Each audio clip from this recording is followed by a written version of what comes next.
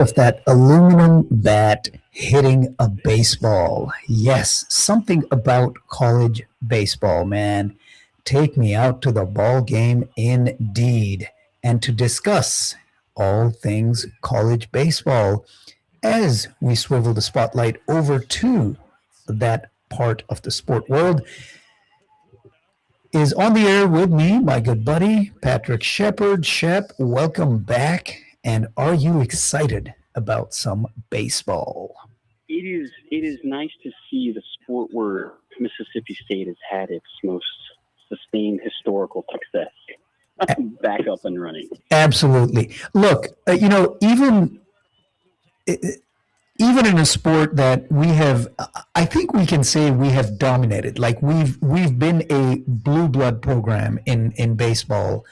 Um, Yeah, we've been a blue blood program that for the longest time didn't win a national championship. yes. Only Florida State had made the College World Series more times without winning a national championship before we did. Yeah. Of course, they're still number one, and so it is one. It's one. Truly glad.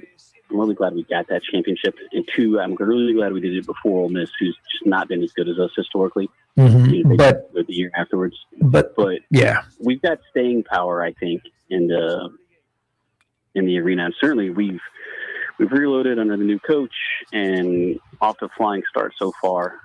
oh my goodness, are we? Yeah. So 11-0, 8-0 in the SEC. No, I'm sorry. I was looking at the rankings, which came out last week when they were 8-0. None of the SEC play yet. SEC play will come later. But 11-0 now with a thrashing of Virginia Tech yesterday, man. The Bats just, I mean, they're swinging. They're swinging. The Bats are alive. And I'm excited about this big matchup coming up. Oh, in about 3.5 hours, right down the street. Radio Azad studios are here in Irving, Texas, in DFW, and of course, the what is it called? It's not the baseball classic. It's baseball. I don't know the name of it. Yeah, there's a name of this tournament where a lot of the big name teams, the highly ranked teams are playing. That's taking place right down the street at Globe Life Park in Arlington, where the Texas Rangers play. We're going to be talking about the Rangers pretty soon. Pitchers and catchers have reported already, and preseason baseball has already begun on the pro level. But yeah, so I'm going to be heading out from here out to the ball game and see if Mississippi State can take down the number 1 ranked team in the nation in UCLA. Should be a cracker of a game. Oh yeah. Let's talk about the rankings a little bit before we dive into Mississippi State and what we can realistically expect. No surprises here, right? I mean, the SEC has just absolutely dominated. Oh yeah. Dominated the rankings, and here we are. I'm going to run through 1 through 11. UCLA 1, LSU 2, Texas 3, Mississippi State 4. Then number 5 is Georgia Tech. Then we've got Arkansas and Auburn. Then you've got North Carolina and Coastal Carolina. Coastal Carolina, a historically good college baseball program. So that's 9, and then 10 and 11, Florida and Georgia. 12 is Southern Miss, and 13 is Oklahoma. So the top 13, I mean, that's 8 out of 13 are SEC teams, and another is Southern Miss. We've always talked about baseball being a good weather, Southern-dominated Southern half, not necessarily the South as we know it, but the Southern continental USA dominated. Yeah, right. It's California, but lately it's just been the SEC specifically has just been absolutely dominating it, and this year looks no different. No, I mean it is. Look, if you look at those rankings and you look at the top 15, how many of those teams are what you would would you call in the northern half of the United States? Zero. Wow. And I think the more northern team, I'd have to double check it, that's in the top 25 is either West Virginia or Kentucky. Oregon State. Oregon State. Oregon State. Oh, yeah. There we go. I missed Oregon State. You forget about, Oregon State historically has been a very, very strong program. And yes, Oregon State is sitting at 19, but then it starts again after them. It's Tennessee, Florida State, Kentucky, A&M, and then West Virginia. So really, you're looking at the top 25. By the way, I talked about 8 of the top 13. Yeah. We've got 4 more SEC teams to round out the top 25. It's a ridiculously deep conference when it comes to college baseball. It is. I mean, it just is. It is. But yeah, I mean, if you look at it, you've got 2 teams further north than Kentucky in the top 25. That's West Virginia and that's Oregon State. And that's it. Unless I've got my geography wrong and Wake Forest somehow ends up being farther north than, I know the globe twists, but yeah. But yeah, so that's it. That's it. I mean, it is a Southern dominated sport. And right now, and really for the last 5, 6, 7 years or so. I mean, historically also, right? Historically always. Yeah. Because you can't start playing outside in most of the Midwest and the North until, not outside and enjoy it, until late March, May. Yeah. Or, April, May. I mean, it's still jacket weather here until May. Yep. And you look at the Cubs games. I think people don't just drink at the Cubs games to enjoy themselves. They drink to stay warm. No, for sure. All right, so let's dive into Mississippi State a little bit. So here's what they've done, and it's a tiny sample, right? But here's what they have done. Oh, where's that schedule? Well, this weekend's the first test for the team. It is. It is. What are we? Oh, it switched it to. That's why I was looking at softball. Here we are. We've got the schedule, and man, these sites are all jacked up. I'm gonna have to get the schedule in front of me. But yeah, so coming in last Sunday, they were 8-0 and had some good showings. But again, to your point, it was against lesser competition.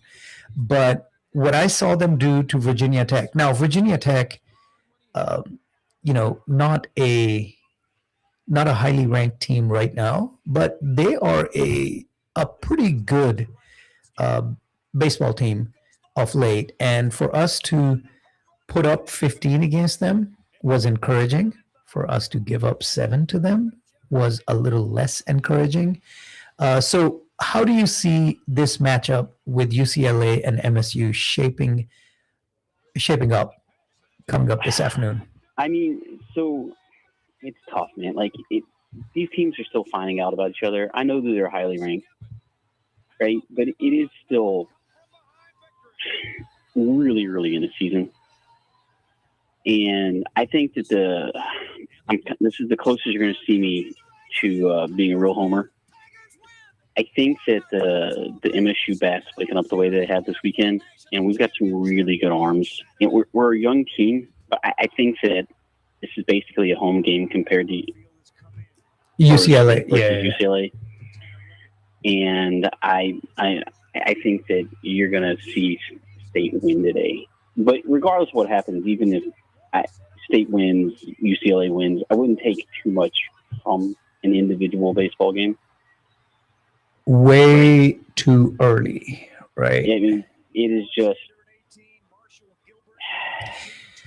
All right, here we go. It's just way too early. It is. But look, it's always going to be. I'm going to sound like John Madden here. It's always going to be better to win this game than to lose this game. Oh well, yeah. Well, you know what? what have we been talking about though in the NBA? Tanking. Is it always better to win, John? I think John's head would have exploded if he'd been around for today's NBA. Herm Edwards, right? I mean, like that win the game. That old school mentality in the modern NBA is just it's insane. What has happened? So, by the way, I do want to make sure that I highlight this for our listeners. You said that this weekend is the real test. Largely, it's not even about the quality of the competition. It's the fact that this is the first time they've had to leave the confines of Duty Noble Field. Yes. Right. They've been at home. So here I've finally been able to navigate. I've got the schedule. So 3 games against Hofstra, 6-5, 6-1, 7-5. Troy, double digits, 13-7. Then Alcorn State, 19-0. Those were 2 back-to-back double-digit scoring games, and this is what I was talking about. Double-digit scores. Delaware 10-0, Austin P 16-3. So yeah, it looked encouraging. You've got 4 double digits, another 2 or 3 games at 9 or 8 runs. So they've been scoring quite a bit. But this weekend, so beating Arizona State on Friday, 8-4, impressive victory. But that Virginia Tech defeat yesterday, it was actually worse than 15-7. It was 15-8. So giving up 8 to Virginia Tech is what has me worried. But in context, we put some really young arms into the game. Mm-hmm. Like really young. So that makes a difference. That makes a difference. I'm trying to look up, and that's not coming up either. I was trying to see the matchup of the starters with UCLA. I would imagine these two teams, who they are, where they are, I would imagine they've both saved up their aces for this game. What they call so in college baseball, usually your Friday night starter, because for those who don't know, because it is a niche sport. Yeah. Usually your best arm goes Friday night. Yep. And I don't again, know if that's just to add context, when Shep says Friday night, it's because almost every series, every important series is a weekend series. Friday, it's Friday, Saturday, Sunday. So you want to start it off on I was about to say start it off on a good foot, but really you want to start it off on a good arm. So you get your ace out there to give yourself as high a possibility of winning as possible, so that you can start with a 1-0 lead, because the goal in college baseball again is always to win the series, right? That's how you obviously it's better if you sweep, if you win all 3, but you got to at least win the series, right? Win 2 out of 3, and you want to give yourself the best probability of accomplishing that by throwing your ace out there on Friday night. So with that context, now come back to what you were saying. You're not sure that that's necessarily the case here, because this wasn't a series as much. We may have, made some tournament calculation. We'll see how it goes. Like I said, baseball, the college baseball season is such a marathon compared to a lot of other college sports. Mm-hmm. It's not like football where if you drop a game on opening weekend, man, you're already behind the 8 ball. Yeah. And okay. Well, by the way, Mississippi State's starting one of the best names in college baseball today. All right. Do share. Duke Stone. That's our pitcher? Our starter. Yeah. Duke Stone. Stone. Yes. All right. I'm embarrassed. Embarrassed at how little I have. So Stone this is his second start of the year. Okay. His first is what they call a weekend starter. So just to reiterate, so the weekend series are always the big series for college baseball. Mm-hmm. And so if you're a weekend starter, that means you're one of the top 3 arms generally in the in the program. The bullpen, you know. Yep. And Stone's a sophomore. He's got a really live arm. He's just kind of inexperienced. So he's being tossed into the deep end. Yeah. Trial by fire. It's going to be interesting. By the way, UCLA won 12-5 on Friday against Tennessee and 11-1 against A&M last night. Whew. So, I mean, it's not like their bats aren't alive. Their two losses, one to UC San Diego, again, a historically good baseball program. And then San Diego State. For a national title back in, 2013, something like that? UC San Diego, yeah, I remember. I mean, there's a couple of California schools, the lower, how do I want to say it? The non-name programs, right? UC San Diego is one. Pepperdine, historically, right, is a good school. Yeah, I mean, some of the California schools, because, California's got great weather all year round. Yeah. Imagine that. You're good at a sport if you get to practice it a lot more. Who would have thought? That's the type of deep, hard-hitting analysis you can catch only right here on the Sports Spotlight. It's like young college kids like to follow the sun. Yeah. All right, man. So I'm excited about that. Wanted to make sure we talked about the crown jewel of college sports for us Mississippi State Bulldog fans, because yes, historically, I do want to talk, since we're on the topic and we've got a break coming up in about 5 minutes. I do want to go back just again for those who aren't as aware or aren't as old as you and I are. It's not just that, I said we've been a blue blood program. And yes, in spite of the ultimate prize having eluded us for a number of years until we got it was that 22? Yeah, I think it was 3 or 4 years ago, 5 years, 4 years. COVID year. I think it was 21. Okay. It was right after COVID. It was the first full season. But yeah, I mean, if you think about it, what's a blue blood program? They get high recruits. They get high-end recruits. They're respected across the sport, and they put players into the pros. And I would just go back to that. Ron Polk was the coach for a long time at Mississippi State. But that team that he had in 86, 87. Are you talking about 86, 87, or are you talking about earlier with 84? Was it that early? Are you talking about Palmero Clark? And yeah. Yeah. 84. I think that might have been Clark's. So I'm dating myself here. I got to watch that team when I was 6 years old play UAB in Birmingham. All right. I remember my dad putting me on his shoulders and saying, "Those boys are going to play in the major leagues one day." Talking about and Palmero. Yeah, and they did. And he was right. He was. So for some reason, I was thinking Will Clark was. No, you're right.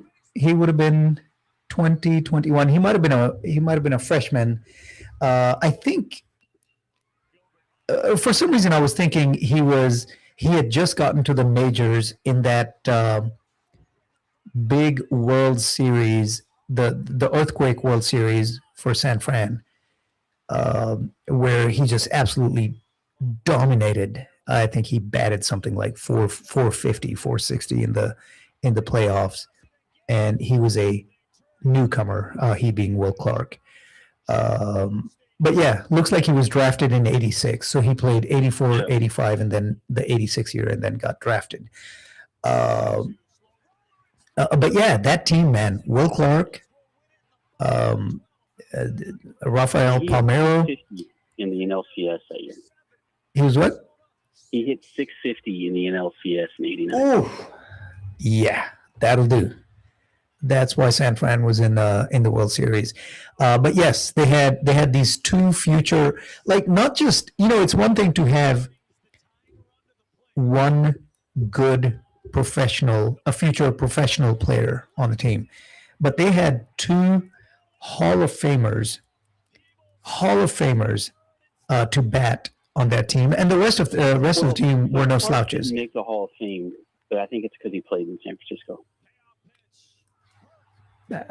And Palmeiro's not in the Hall of Fame because of steroids. Yes, but again, like these are known names that I mean. I don't want to get into the steroid conversation today, but yes, looking at the numbers, Palmeiro should be in, and looking at what he did in the big moments in the playoffs. To me, Will Clark is as much 6 or 7 time All-Star, Silver Slugger once, Golden Glove twice, hit over 300 for his career. Yep. He just showed up big in big moments. Yeah, he had a shorter career than a lot of other guys, but his career average is he had a medium length career. Right? Yeah, he would be a borderline Hall of Fame guy. And look, if he played for the Yankees, he'd be in the Hall of Fame. Exactly. You know, if he played for one of the big market media places. Well, so in the Hall of Fame. Yeah, and my thing, and we're gonna bring this over to the Dallas Cowboys. My thing is the way what I liken his career to. I'm not saying it's exactly the same, but I liken his career to a Troy Aikman or a Michael Irvin. Right?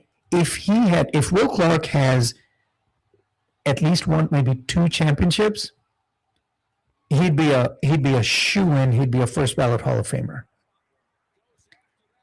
What he has done with the bat would not be any different, right? Yeah, no. I mean, look, if he'd won a World Series or if he'd played in a bigger market, and Yeah. like you're making the Dallas comparison because Dallas is America's team theoretically. Yep. In the NFL, and so everything you do is outsized.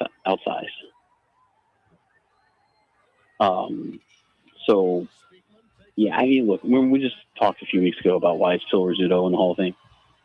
Yeah. Yep. Yeah. So anyway, that team, two future Hall of Famers with the bat, and Bobby Thigpen was on that team, who ended up owning the NFL saves record. NBL, Major League Baseball. Yep.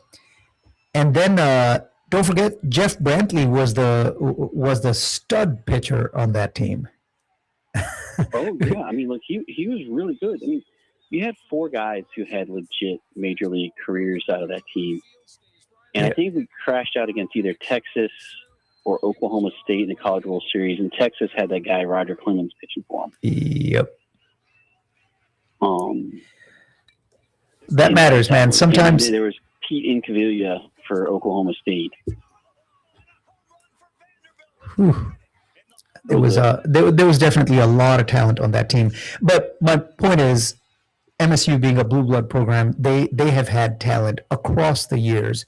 And as a matter of fact, I remember late in the baseball season last year in September or whatever, I was looking at Mississippi State Bulldogs in Major League Baseball.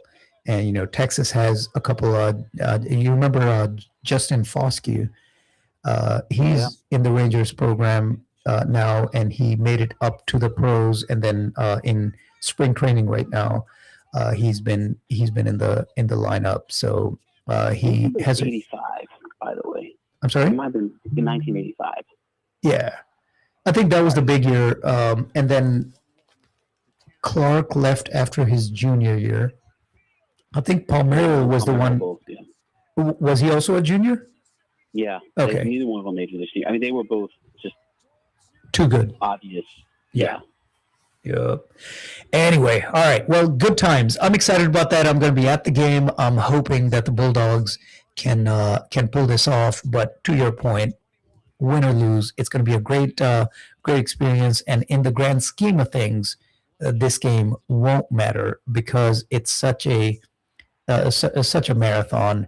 And what you do right now look, every game matters. I do not want to trivialize the games, but these games, these non-conference games early on, we might look at them if it somehow gets to a point where we're struggling to be included in the regionals, right? I'm not worried about that this year. Yeah, I think the team is legit. I think I feel at least 50-50 on we're going to be hosting a regional. I think I know historically we've gotten unfairly not had a regional awarded to us when we might have deserved it at times because of the recent history as opposed to the long-term history. Like long-term, we've been really good in the program, but before winning that World Series, we'd kind of gone through a downturn of about 8, 9, 10 years.